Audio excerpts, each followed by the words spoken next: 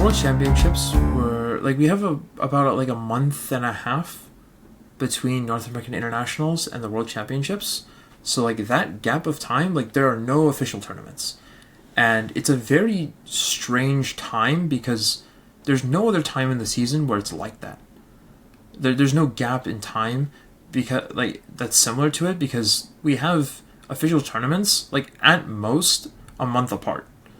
And like sometimes it's even back-to-back weekends depending on the like jumping between the regions. So it's a very different time because a lot of the meta developments and like new revelations in the format often just like kind of seem to spawn in at the World Championships, right? Like there's like a lot of these ideas that just happen to come out like all at once. And that's like especially true of like how it looks on the viewership side, but like on the preparation side, there's like a lot of practice that goes into it. And so after North American Internationals, I kind of thought to myself, like, do I see myself changing this team at all? Like, absolutely not, was kind of the answer. Like, I have to stick with this. I felt way too strong with it to consider switching for anything else. And I felt like the team had everything to win. And even then, like, I was also asked by Kean Campbell in the time between internationals and worlds, like, hey, do you actually see your team capable of winning worlds? Like, honest question. And I also, like, asked him the same question back, and we both replied yes. Like, I could see that happening. Like, I truly believe, like we both believe that our teams had enough tools to win. Like, we both actually believe that. And like that was a big question for me because if I had any significant doubt, that meant that I wasn't fully sold.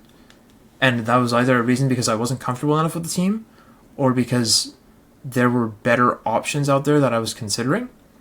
But like it was a definitive like, yes, I believe that this team can win.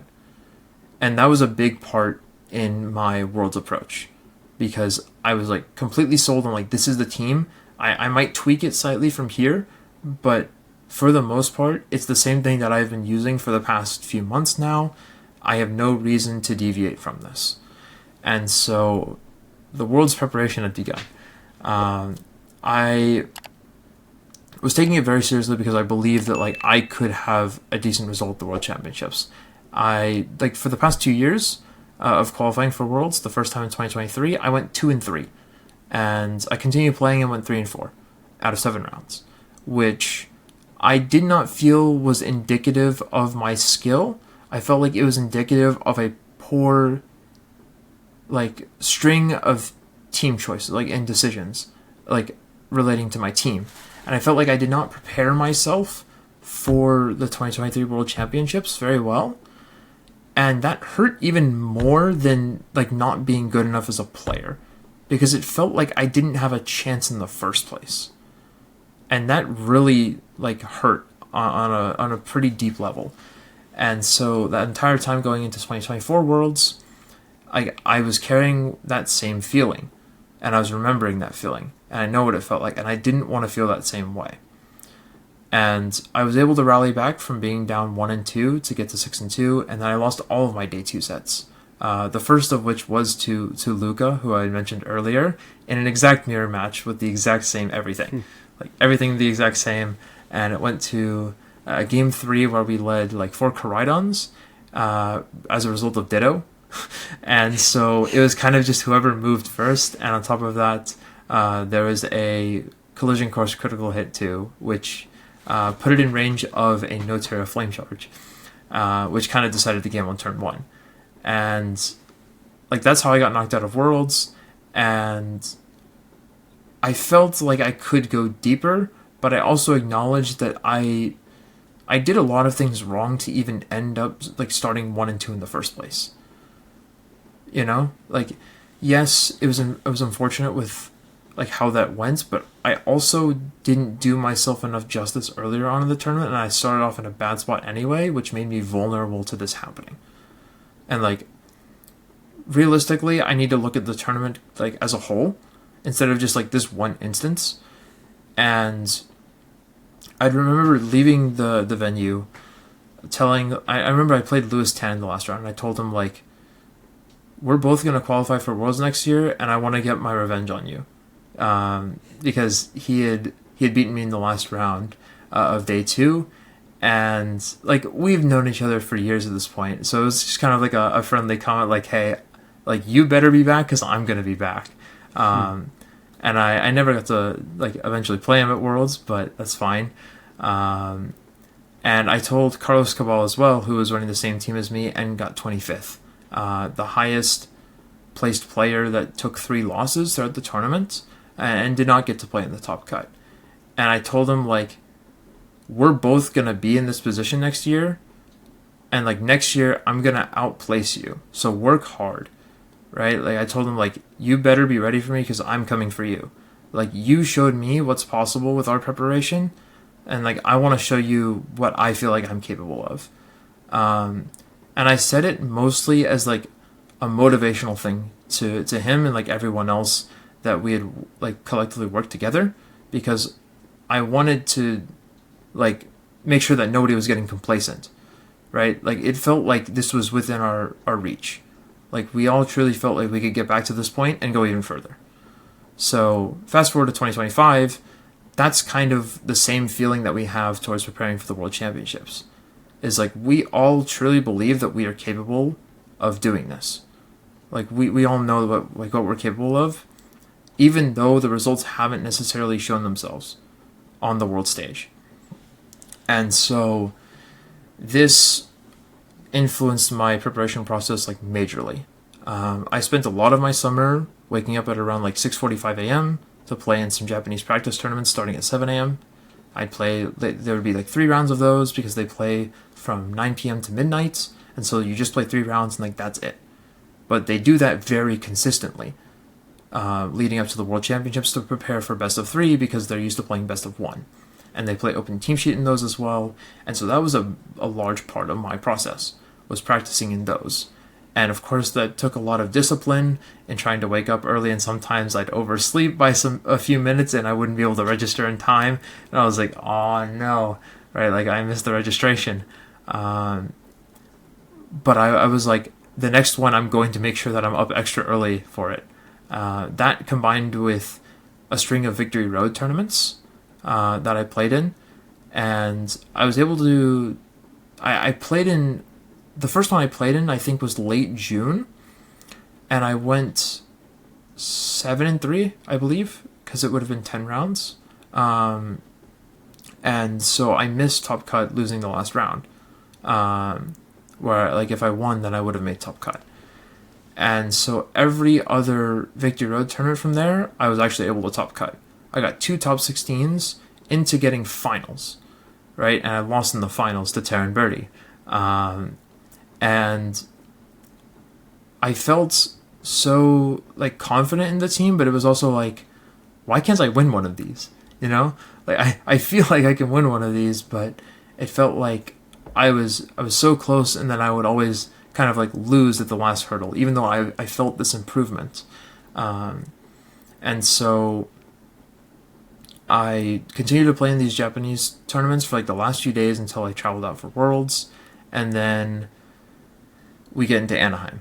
And so I'm meeting up with all of these people that have been mentioned earlier on in this episode, and so we're all kind of, like, collectively sharing how we feel going into the World Championships. First meeting up at, like, Aaron's house because he's from Southern California, and so, like, all of us are kind of, like, practicing a little bit on Wednesday, like, figuring out some tricky matchups, or trying to find, like, an edge that we can gain in some matchups that we were expecting to play at the World Championships. And then from there we kind of, like, go into Anaheim, find our accommodation, meet up with Victor Medina and Antonio Sanchez Servan, who were rooming together, and we kind of shared a nice, like, Wednesday evening, and then we all kind of went back to where we were staying. And then Thursday was like, this is the day that you have to, like, check in, get your registration all figured out, your competitor kit, everything, your badge, and, like, it truly felt like we were part of the World Championships when we, like, arrived at the venue the next day. And like everything was all set up how we had hoped. It was incredible. Like there was so much at the venue, both for like competitors and spectators. It was crazy, and we got to like talk to a lot of friends, both like domestically within the United States and internationally. Being able to interact with all those people that you only see like once or twice a year was pretty cool. And so we all, from there, were like hanging out at the venue and then kind of went our separate ways for the evening. And then at night, it was kind of like all of us figuring out what we wanted to do for like last changes on our teams. And the only change I made was like slightly changing my Lunala stats from North American Internationals. And I kind of just used mostly the same team, and that's where the World Championships started from there. The first day of competition, I didn't really feel the stakes of Worlds, to be honest. Like I didn't feel like there was this pressure. And it was the same way that I felt in 2023 and 2024, because like I felt like it was just any other tournament, truthfully. Like that's just how I felt, because like if you think of it any differently, then you're going to play differently than how you would like. And so mentally I didn't feel that I should be looking at this any differently, even though a lot of other people had expectations for me. I was saying like I don't have expectations for this tournament. I just want to play the best that I can. And like whatever that result leaves me is like I'll accept that. Right? As long as I play the best that I can and like I have no regrets in doing that, I'm going to be like pleased with it and happy with it. I'm like okay with that. Like as a result. And so I was able to actually finish the first day 7-1 after a lot of like really, really tough battles against like prolific players in the scene and like well-known names. Like it was really a big deal for me to finish 7-1, meaning that I had some breathing room going to day 2. And like that was a huge deal.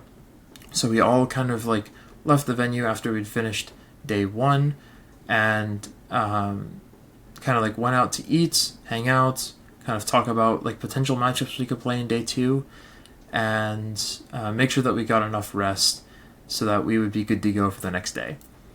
And so for the first round of day 2, I was paired up against like some Caloric Shadows Amazenta team, like relatively standard with Smeargle and Ogrebon Hearthflame. And those two in tandem on a Caloric Shadows Amazenta team are scary for my team, because a lot of the ways that I can negate Smeargle kind of get checked by Ogrebon Hearthflame and vice versa. So it's really tricky to navigate around. And I had a plan going into it of generally what I was going to do, but you can't really prepare for Smeargle fully. Like it's just not possible. You have to be able to react on the fly, and that's what makes the Pokemon like so tricky to play around. So I was able to win game 1 pretty convincingly, and then game 2 I was able to get a massive lead at the start.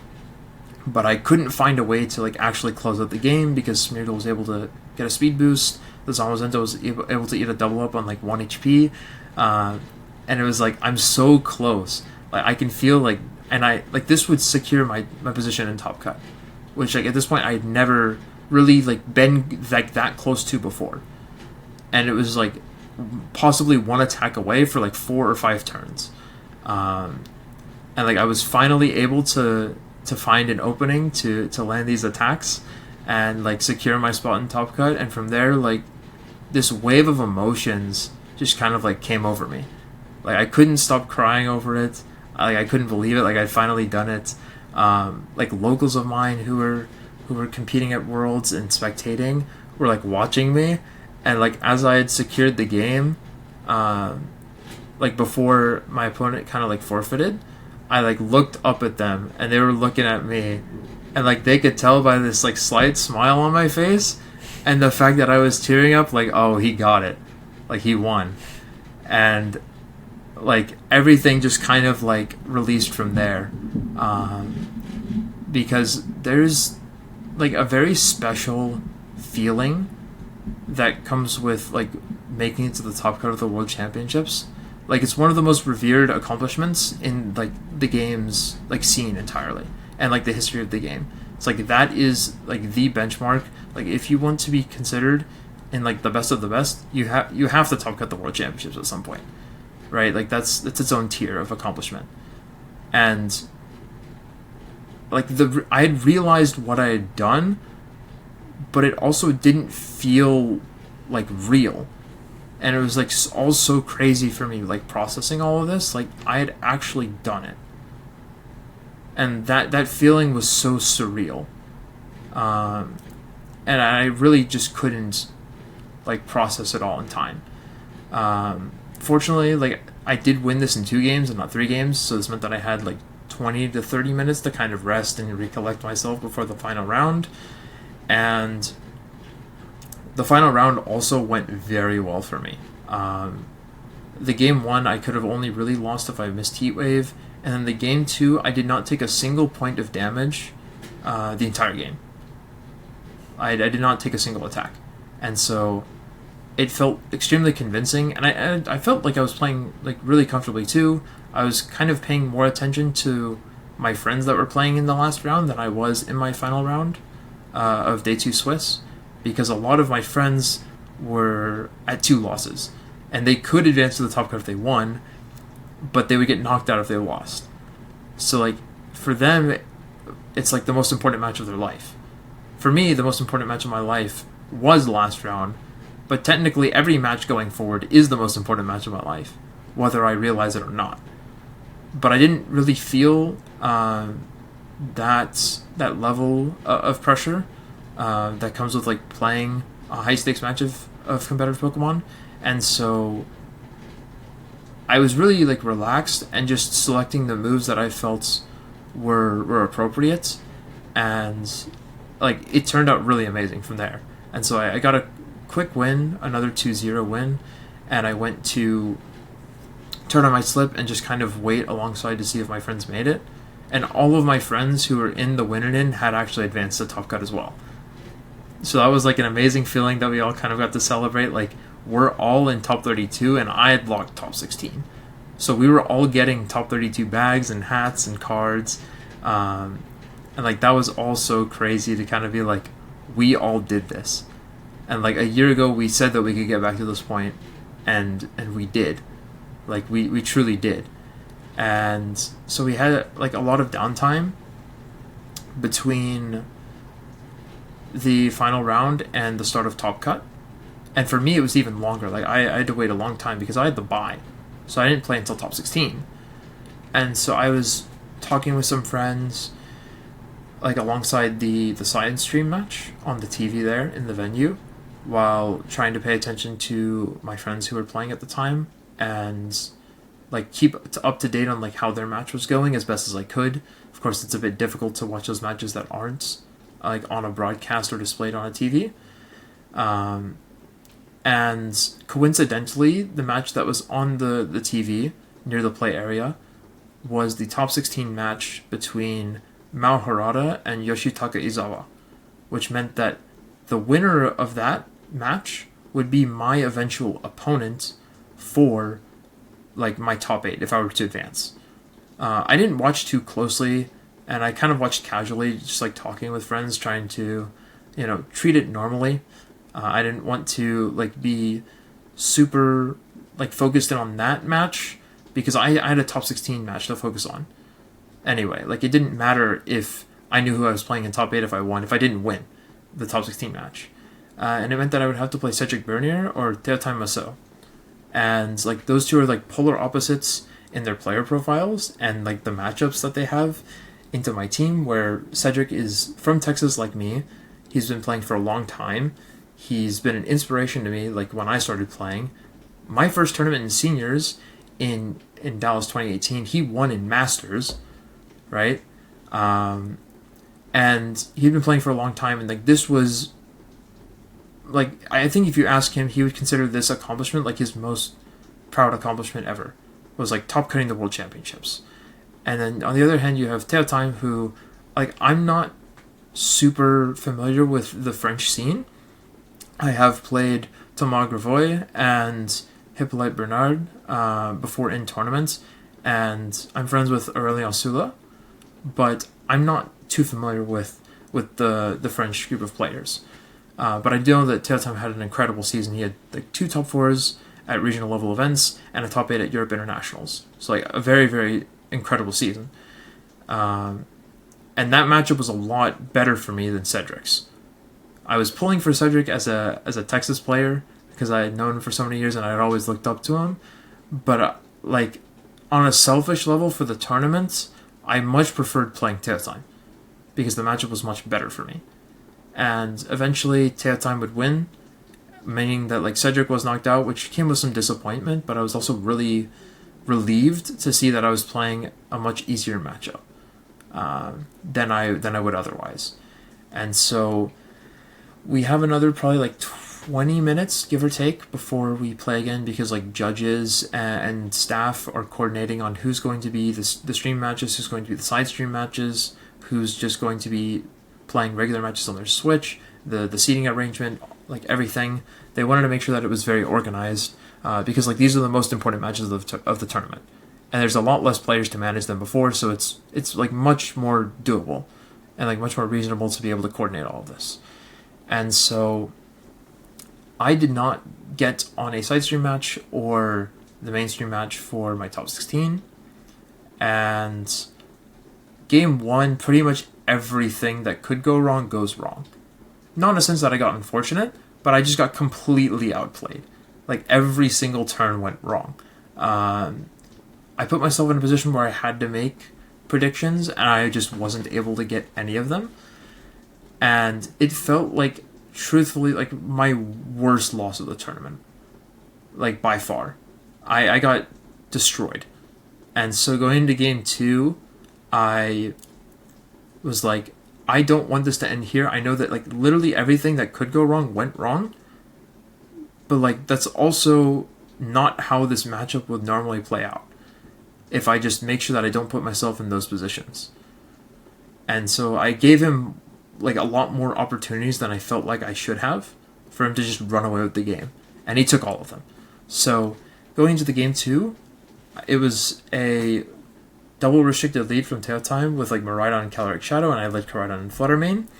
And he hard switches out the Calyrex into Clefairy, and I go for Icy Wind and miss the Miraidon as it Choice Scarf Draco Meteors my Miraidon.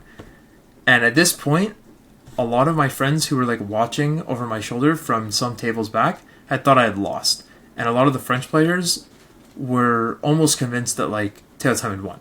And so like everyone was like reacting hugely to this.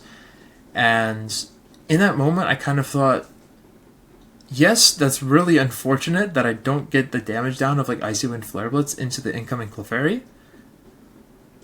But like the position's actually fine for me, weirdly enough, because it meant that I was able to Moonblast Meteor Beam the Miraidon to remove it, and I could Terra Water the Lunala, and it was just unbeatable from the Covert Cloak, Calyrex Shadow, and the Incineroar and Clefairy. And I also have an Ursaluna in the back.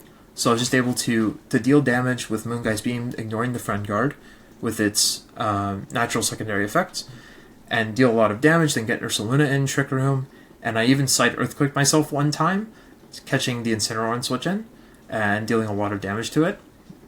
And from there, like I was just able to take over the game 2. And then the game 3, we returned back to the same game 1 lead of Calyrex Shadow and Incineroar versus Miraidon and Fluttermane, and turn 1, I kind of made the decision that like Theotime was going to play super like aggressively in terms of like how he was making his decisions, because he has to get an advantage on turn 1 because this matchup is like in my favor, and so he has to find a way to find an advantage in some regard. And so I think about this and I'm thinking that he's going to do something tricky here. I don't know what it is, but something feels really off. Like, why would you repeat this lead when I can make a better turn 1 play than I did last time and like generate way more offense out of it and put you in a weird spot? And so I determined that my best play is to switch out the Fluttermane to Ursaluna and Terra Fire Flare Blitz targeting down the Calyrex. And so Theotime switches out Incineroar into Rillaboom to start the turn. which means that he's almost certainly going all in on the Calyrex Shadow setup, because the last is either Miraidon or Clefairy, but it doesn't make sense to bring Miraidon with Rillaboom, especially in the match with the way he's playing it. And his Calyrex Shadow was revealed to be modest from game 1, and he didn't protect after he used Terra Fairy, which meant that my Terra Fire Flare Blitz one-shot it. And from there, the game was over on turn 1. There was nothing he could do to come back into it. He had Incineroar, Rillaboom, and Clefairy versus all 4 of my Pokemon, and from there, he forfeited and kind of just like congratulated me for moving on to top 8.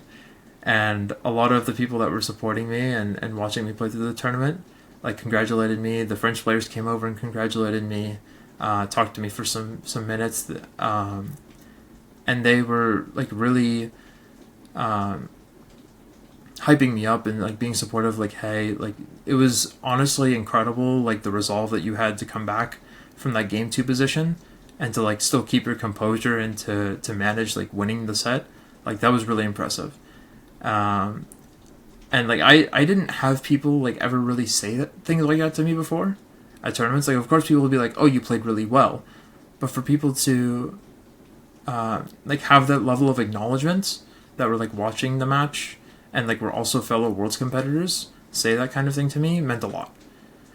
And then in top 8 I would rematch against Mao, which was my one loss of the tournament in round 6. It was the only loss I had taken, and it was a matchup that I actually felt like I was a little bit favored in, but I let the position come down, like the position in game 1 and game 3 come down to like some percent chances or some mind games that were probably avoidable. And a big part of that last set was that I didn't terrestrialize my Lunala at all in round 6. But going into top 8, I felt like he was going to more aggressively target down my Lunala as a result of me not using Terra Water the entire time last time. So I wanted to use it very aggressively this time around. And I was able to like just run through his team with Lunala and Shiyu. He did play it a bit differently with going with the Koraidon Fluttermane lead both times in game 1 and game 2, but there was nothing he could do to stop the onslaught of just constant heat waves and Moongeist beams into Meteor Beam into another Moongeist beam. It was too much damage for his team to handle, and I was eventually able to find a position where I could get Koraidon in to close combat the Rillaboom to KO it, and then the Fluttermane was able to Moonblast the Koraidon because the Rillaboom had already used Terra Water to prevent the heat wave from KOing. And from there, like I locked up the game, and like shook his hand. Like he congratulated me for moving on to top 4. And the first thing I did was like look over to my group of friends behind me and like gesture like, I got a trophy. Like I couldn't believe it. Like I didn't have a regional medal up until this point. No international trophy either. And this was like my first piece of hardware that I was going to get from a tournament, was a World's top 4 finish guaranteed. And that was crazy to me. It was a bit disappointing that it wasn't on the stage again, but very understandable given that we had already played on the stage earlier on in the tournament, and like repeating the same matchup would be a bit weird when they could feature a lot of other players. So like, I completely get it why they had us on the side stream instead. And so I hung around that area for a while, watching James Evans versus Kosukire in top 8 alongside, because they played right after us in the same place that I was sitting. And like partway through the set, they dragged me over to have an interview with Sierra Hunter as I'd moved on to the top 4, and they were trying to do some coverage updating on how the tournament was playing out. And after that, I returned back to the play area, and they were still playing, and James was able to win a very close 3-game set against Ko. And Ko was the first seed going into Top Cut. He was undefeated until the last round of Swiss, lost to Giuseppe Musico, and was able to win his top 16 and then lost top 8 to James. Which meant that James and I had both guaranteed trophies. And alongside this as well, Montana Mott had also won in top 8 against Michael Kelsch from Germany. And that meant that 3 of the top 4 competitors were from the USA, which guaranteed at least one in the finals. And like that was something that we didn't have since 2018. Right? And like we also had the potential to have 2 US finalists for the first time since 2016, which was 9 years ago.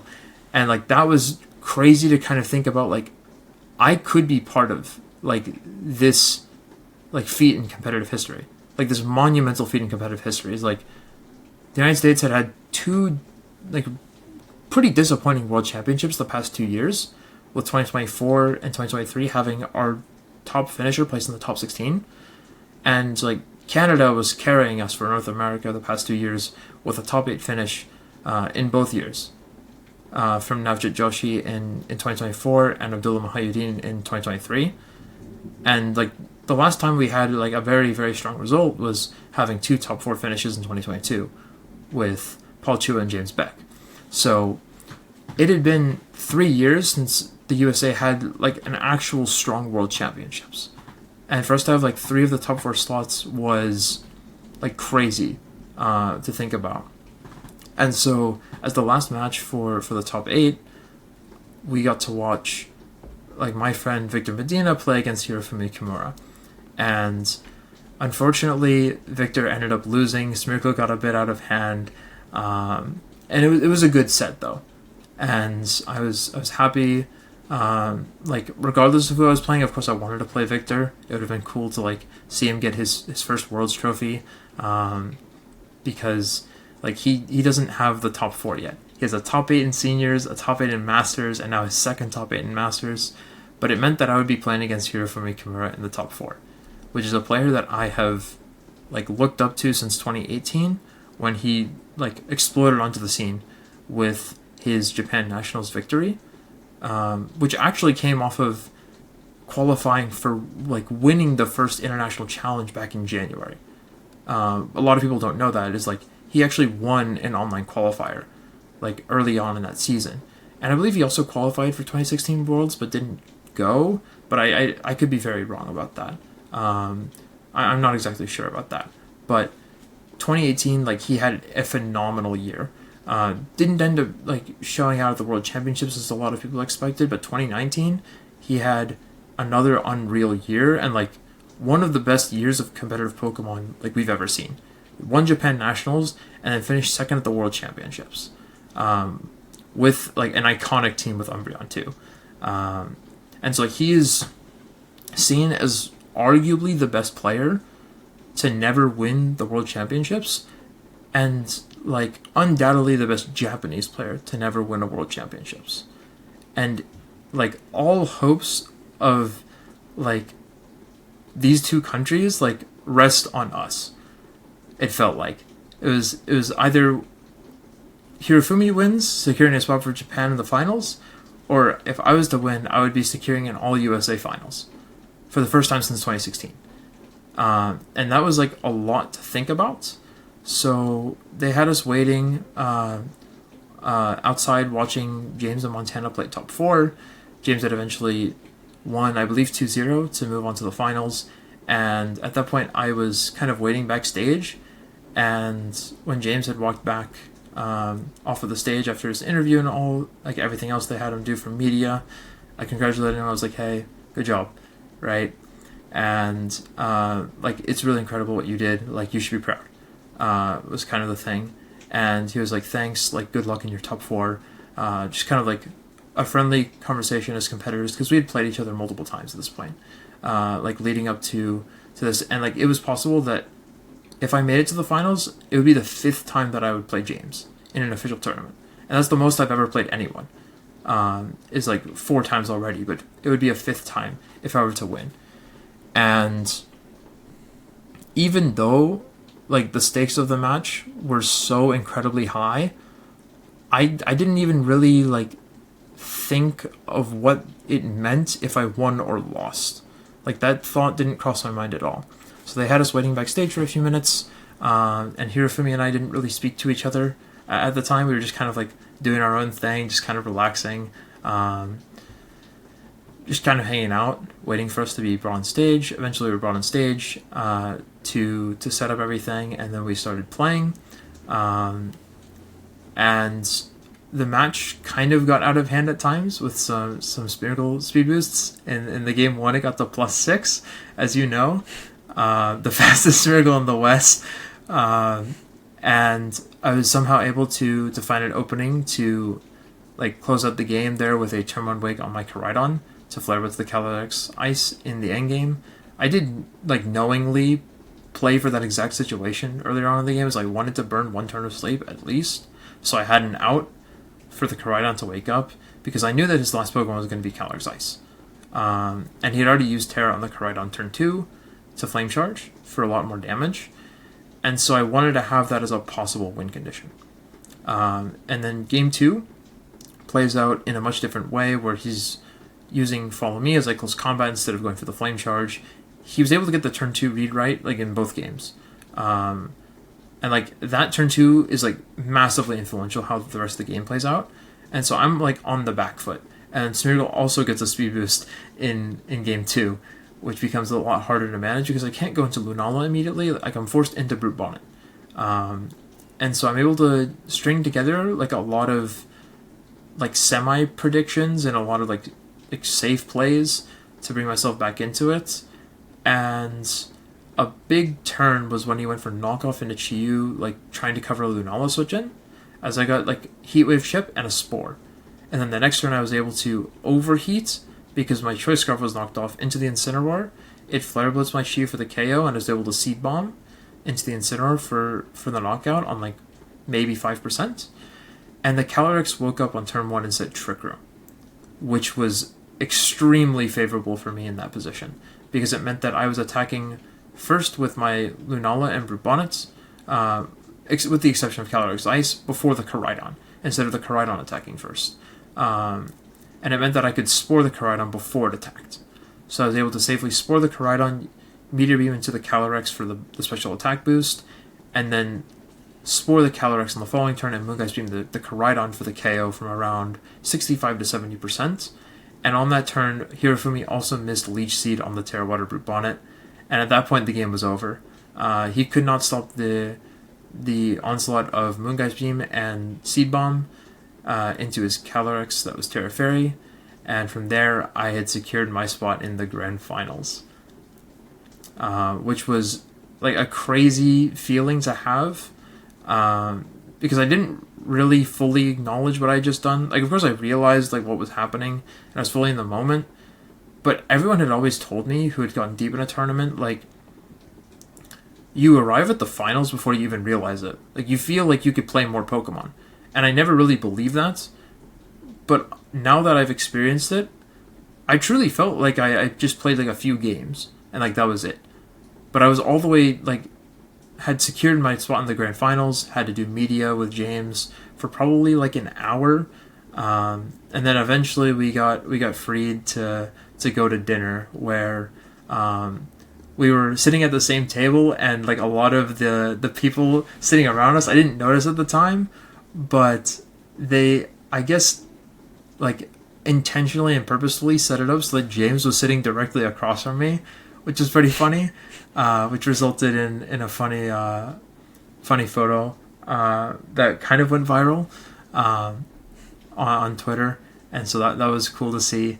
And then that's where like a lot of like you all, like on the production side of things, and the casters also showed up. A lot of like the Western scene was kind of hanging out there, getting to talk to each other, and it was cool to kind of have both finalists and like all of the casters kind of like all in the same area.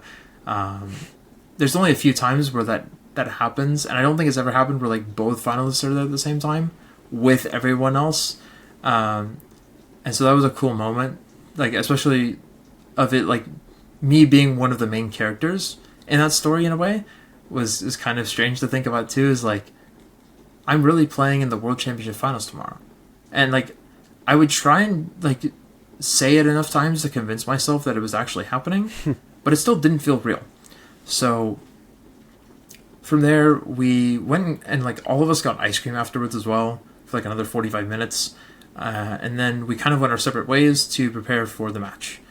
And so I went to Victor and Antonio's room from about midnight to 4 a.m. along with like 6 or 7 other friends.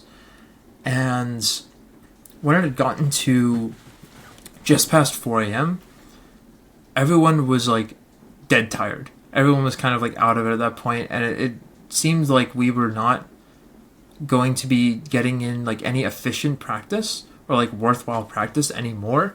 It felt like it had been time to be like, hey, we'll reconvene tomorrow, like everyone get enough rest. because like we're just not going to make meaningful progress at this point.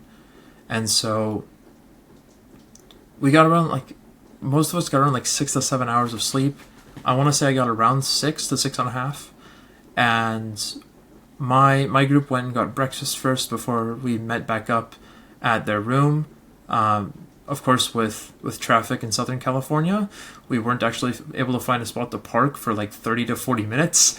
So that kind of cut into our time a bit. And then we made the walk over to their hotel, met up again, ran through like all the scenarios that we didn't have time to run through the night before. We were there for around like 2 hours, 2 hours, 15 minutes, and we were keeping tabs on the Masters trading card game final. Because when the Junior Division VG final was starting, that was time for us to walk over because I had a call time of 5. And they needed me there in time to make sure that I was like actually present to play the match, and to make sure that they could set up everything with my Nintendo Switch, and because they were actually going to be using it for the match. And so they needed to make sure that I was there with everything so that there was enough time, like if something was wrong, that I could like figure it out with them before it was time for me to play. And so we made the walk over. We were hanging around for around like 20-25 minutes watching the junior final on a massive like projector screen in the playing hall right next to where they asked me to meet the judges. And they ushered me like into the arena with my selected guests, which I actually thought were going to be allowed backstage. So I selected people who were like most vocal and active in the preparation process, which was Kian Campbell, Victor Medina, and Antonio Sanchez-Servan. Right, so like I invited those three into the venue, and they just had them in like this reserved seating section on like the near the ground floor of the arena, just like a spectator like anyone else. And this meant that I didn't really have the opportunity to really talk through the matchup with them anymore. And most of the preparation was left to me backstage. Fortunately, I wrote down on a sheet of paper here, and like I'll probably put on an image at some point when I get into sharing more of my Worlds experience of kind of like the general game plan of what I expected to happen.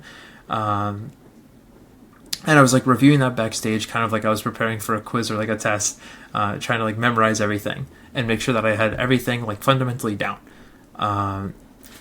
And so we were there for like maybe 30-35 minutes backstage, because they had us there for like maybe 10 minutes, and then they went into this t-shirt cannon section for like 20 minutes, which I'm sure you're well aware of.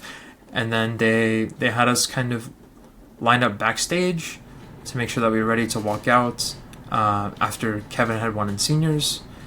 And we both kind of did our walkouts, did our pre-match interviews with Anna, and then we had sat down to play. And they put us in spectator mode through like the live competition feature.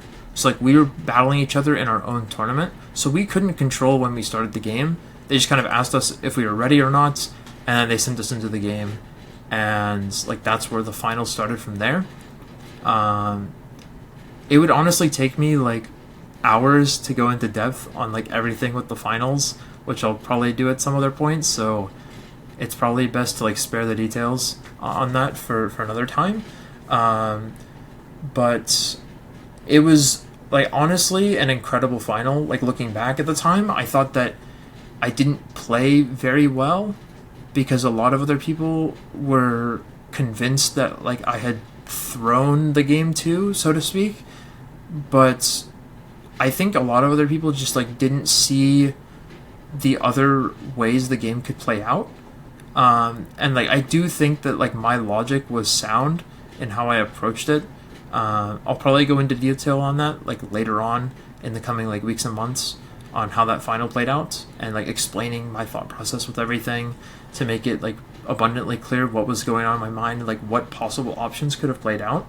And so like even after the match, I felt like I didn't play that well, but after I was able to kind of like clear my head for a while and looking back on it later, like I reconfirmed that like I actually did play like without making clear mistakes, in my opinion. I don't think I made any like actual definitive mistakes in the match. And so like to be able to say that about like the most important match ever. Like even though some people were under the impression of the fact that like I maybe let the game 2 like slip when I could have controlled it a bit better, like that like really had a strong sense of relief for me, knowing that I was actually playing very well, despite the match looking like a bit chaotic and like all over the place with how offensive it was and how much it like relied on converting like sleep turns from sport into generating offense and going from there. Like that was I think honestly like a great final. And like I'm not gonna say like it's the best grand final of all time. I'm not gonna say that because like I'm part of it, and so it feels disingenuous for me to like have an opinion on the matter.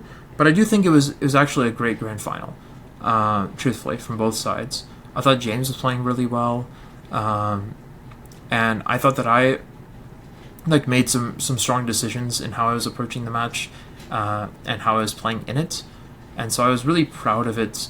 Like looking back on it, because in the moment I had felt like I didn't play that well, and I was also letting other people's opinions kind of shape my own. Because like it's a lot different when you're playing a match versus watching a match. I think it's a lot easier to see things when you're watching a match. But also the other thing is like the people watching the match don't have the insight on like the specifics of the team or like the specifics of the matchup, right? Because I did review this matchup for roughly like 6 hours, or to like maybe 6.5 hours in total. So I felt like my understanding of the matchup was actually like very good. And I felt like there were a few things that like some viewers missed, that led them to believe like the match was played in a strange way. But I can comfortably say like I'm very proud of that. And afterwards, we were like taken backstage for a bit. I had my interview first on stage, and I had completely forgotten that I was going to be doing an interview if I won. I wasn't thinking of that at all. And so when they told me like, "Hey, you're going to be doing an interview here," I like instantly went into panic mode. I'm like, "Oh, I don't have anything to say. Like, I'm gonna have to come up with this stuff like on the fly, like impromptu." And I had nothing in my head, so I was just trying to like form the best responses possible for the headspace I was in, right? Because like when that type of thing happens and you're like in a more like excited and emotional state, like you're probably not thinking that clearly. And fortunately, I think I was able to give some like pretty solid responses to the questions that were asked, and I was like overjoyed to see that like so many people were supporting me. Like so many people I didn't know in the arena like wanted me to win. So many people internationally wanted me to win. Watching at home, there were people showing up with signs that I had never met before, never seen before. Like people that I personally like have never met that like really wanted me to win, and that was crazy to see that. So they took us backstage after I had that interview. They had the judges hold on to our trophies as we did the like award ceremony and then the closing ceremony, and then they took us outside to get photographs with our trophies in like the playing hall area where they had this nice background thematic with like the Anaheim worlds. So that was cool. And then they had me well, I did get swarmed on my way to go get photos as well by a lot of my friends, because they were waiting for me to like exit, because they knew eventually at some point that I was going to come out the same way that I entered to the arena. And I got like completely sent into like the middle of a mosh pit. Like there were a ton of people just like screaming out of excitement. Like everyone was crying. Like everyone was jumping up and down. Like I kind of knew what was coming towards me as I see this like wave of people like just marching my way. But yeah, that was a pretty cool moment to have. And like during the closing ceremony, Theotime also came over to me, and like we embraced, we talked about it. That was one of the like the top 5 moments of the weekend for sure. Like seeing someone that I played against in a high stakes match like come back and like talk to me, because he was in the arena. Like he was able to watch in the arena, and like that was like a really cool moment to have.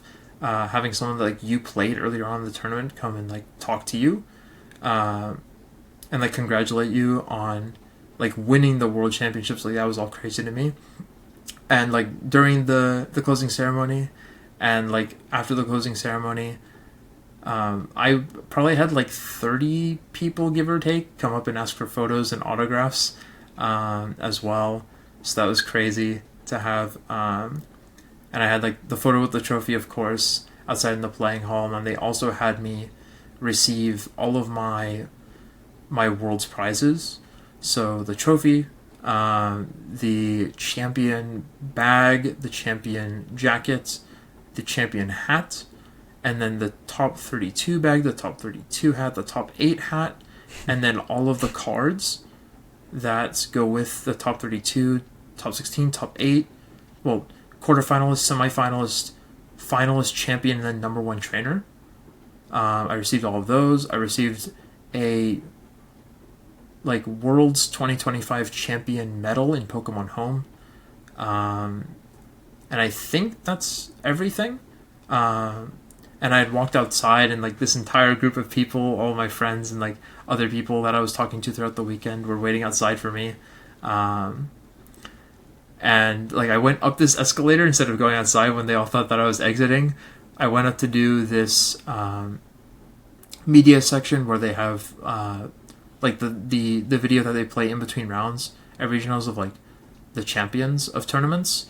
They had me record that alongside Kevin Hahn and Luke Whitter, I believe, or Whittier is how it's pronounced. And I was talking with Chris Hahn and his dad at the time, because they were with Kevin.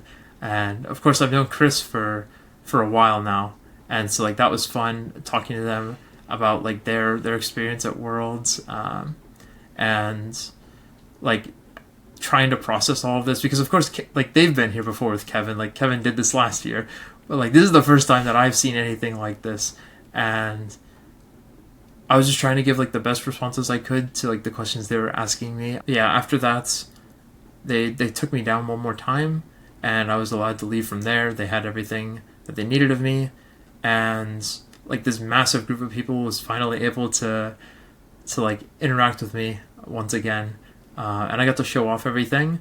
And then after that we kind of just all went our separate ways. I went back with the same people that were like with me the entire weekend. Then we met up with a lot of other people later. I did try and run around for like almost an hour trying to buy a USA flag, but nobody carried them because it had been too long since 4th of July. So nobody actually had like a full-sized US flag. I was trying to get like as many players to sign it with Sharpie as possible, and then like I like hang it in my room or something. But that didn't work out, sadly. That's a bit disappointing, but maybe I can get that in the future, like in international or next Worlds, something like that, where I can get all of my friends to sign it. Even though like the Spaniards were saying like, I'm not signing that, you have to put a Spain flag patch on that and I'll sign that instead. And I'm like, okay, fine, I will make that work if I have to. That's fine.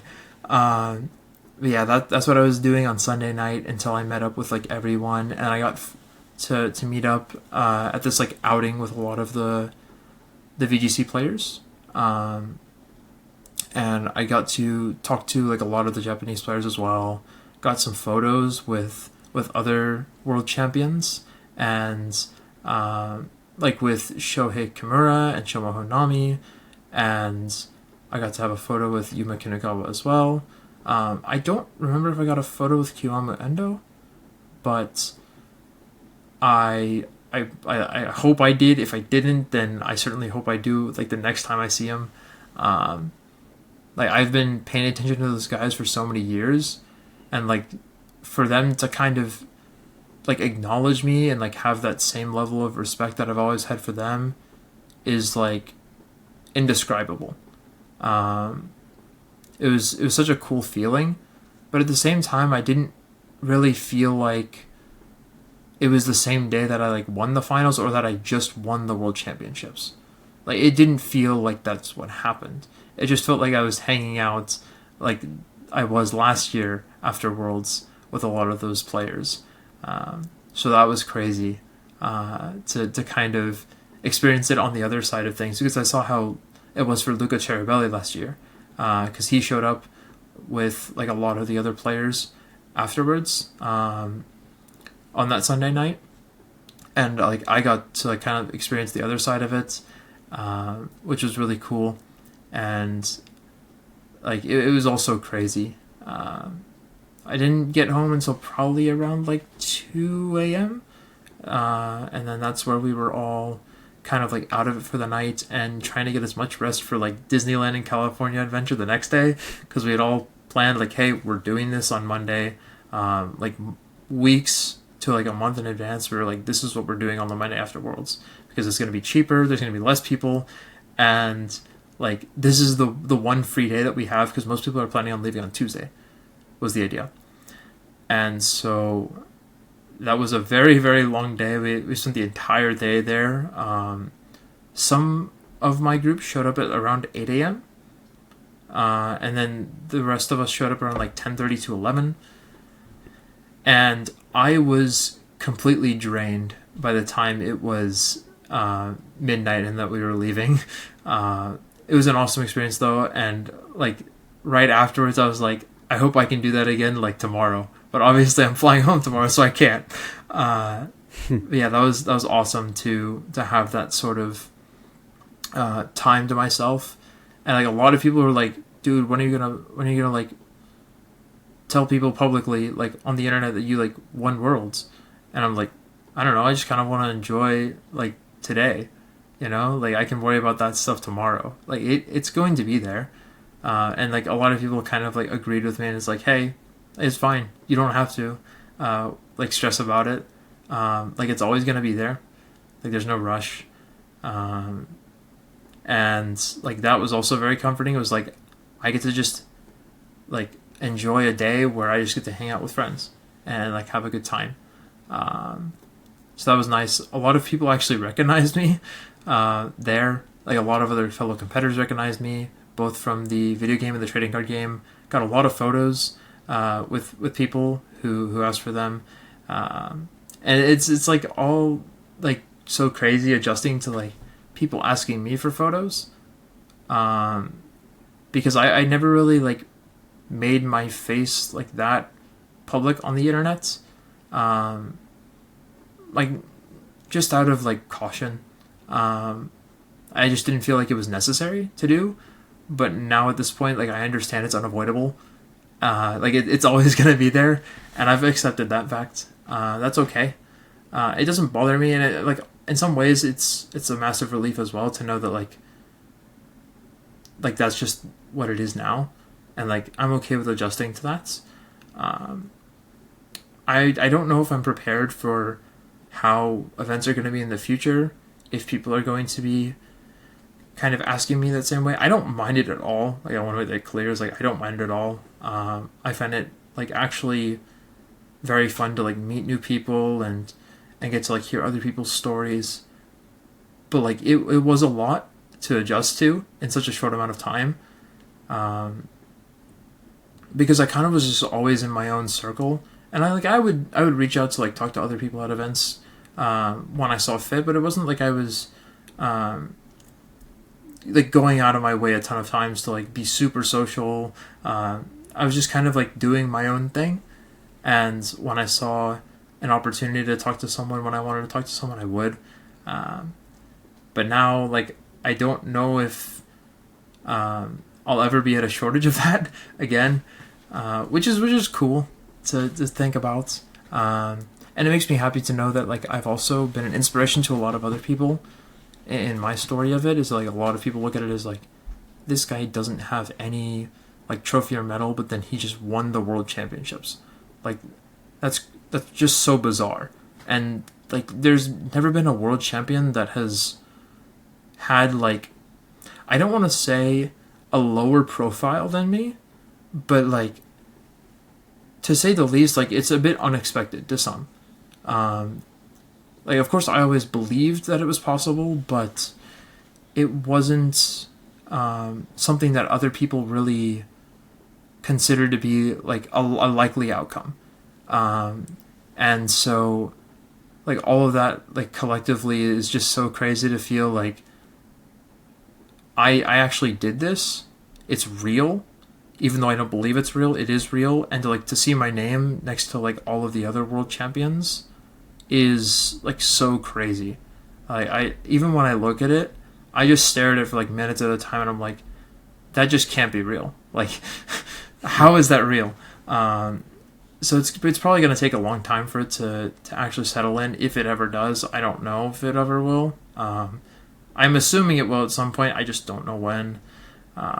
It's a lot for me to kind of process, and then after that, yeah, like the entire Monday was great. Tuesdays when I was flying home, I actually went to the airport with King Campbell because we were flying out of the same airport, and most of the people were flying out of a different airport, and so he helped me kind of make sure that all of my prizing was like safe and secure, because I did have to go and buy like a new luggage for like all of the prizing alone. Like I had to buy a whole different suitcase for it and check that bag too. And fortunately, none of that was lost luggage. Very relieved to say that. I did have to like carry on the trophy, and I was a bit concerned about it, like maybe getting damaged, but it was safe, and they packaged it very well. So that had me very relieved too. And I got it home that Tuesday night. I got to kind of like get picked up by my family, and like they weren't in like like when they saw me, they weren't in shock, because I'm assuming like all of that emotion, because they keep up with my tournament runs like very actively. Like they're aware of the pairings, the streams, all of that. Like they know. My brother knew that I was in finals. Like he was sending it to his friends like, yo, my brother's in finals of the world championships for Pokemon, stuff like that.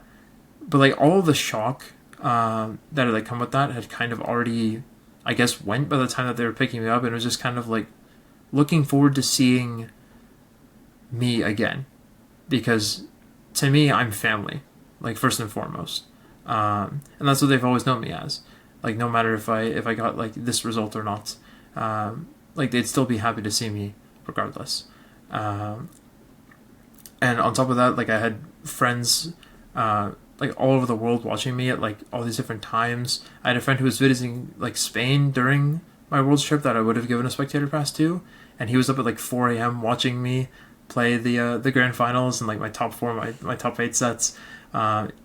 He was staying up to make sure that he watched me live, and like that's like so crazy to think about. Like even for the finals, like my entire local scene got together for a watch party at one of our local like tournament like card shop areas. So like I wasn't aware of all these things at the time, but it's so crazy to think that like all of these people were doing this because it involved me. Like it started with me, and it was because of me. And like I'm not someone who likes to look at things through like the lens of myself. I like to look at things through the lens of the consideration of others first. And so it's awkward to kind of say like these people were doing this because like it was truly because like it involved me, and they wanted to see me succeed, and they wanted to be there to watch like this moment regardless of how it went. The same thing that the people that prepared alongside me felt.